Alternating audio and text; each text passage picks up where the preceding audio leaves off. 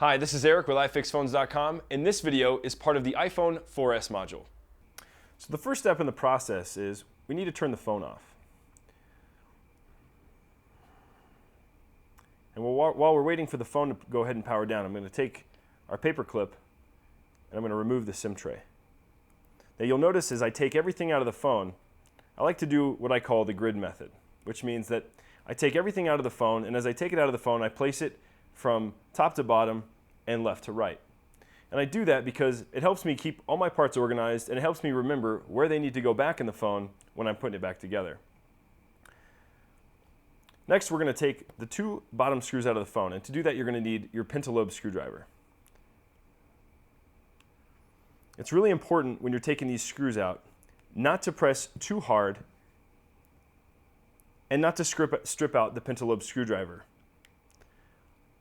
I go through probably 6 or 7 of these screwdrivers each month because they're very delicate and the screws are much stronger than the metal on the screwdriver. So just be aware of that.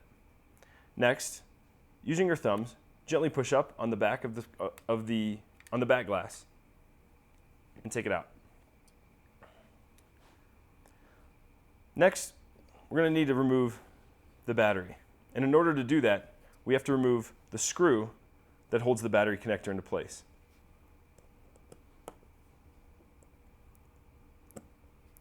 Once the screw has been removed, I'm going to use my fingernail to pry up from this angle the battery connector. Now just underneath the battery connector is a small piece that actually holds the antenna of the phone in place, and we're going to set that down right next to the screw. Now the next step in the process is actually taking the battery out. So what we're going to do is we're going to actually take this small little piece of plastic and we're going to gently pull on it until the battery pops out. Now sometimes this can be really, really difficult. This time it came out pretty easy. But if you ever have a time where you're having a lot of trouble getting the battery out, sometimes you can actually use a credit card or something like that. And as long as you use it at the very bottom part of the phone right here, you'll be able to use that as a pry tool to get it out. Now the last thing we ever want to do is to use a metal piece anywhere near the battery or a metal piece anywhere near the circuit board. And the reason we don't do that is because we don't want to damage them. If you puncture the battery with any type of metal, it will actually catch on fire. And if you touch any metal pieces to the motherboard, you could also damage it, in which case you'd have to replace the phone.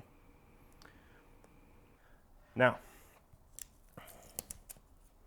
the last thing we need to do is put the battery back in, but before we do, we kind of need to have this piece in place. Now remember, this is the little piece that actually rests just on top of your antenna. And if you have any trouble trying to figure out which way to put it in there, just look at the little soft pad on the back side, and that soft pad goes right on top of that round connection. So we're going to hold that in place with one thumb, and with the other, we're going to slide the battery in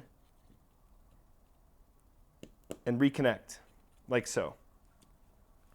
And then we're going to drop the battery in, just like that. Last thing we do is reinsert the screw that holds the battery into place. Very gently put the back cover back on the phone, and then again with your thumbs, push it and slide it forward until it snaps into place. Before you put the screws in, check all sides of the back of the phone, make sure it's on there properly. And again, using your pentalobe screwdriver, replace those final 2 screws.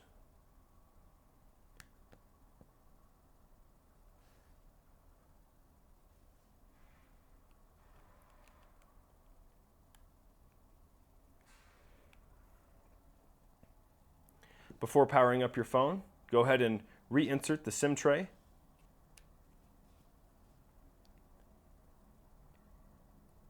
And there you go. Thank you for taking the time to work through our training modules. If you have any questions, comments, or even areas of improvement that you think we can do better in, contact us, please. We are your support system. We're here to help you be the best that you can be at iPhone repair.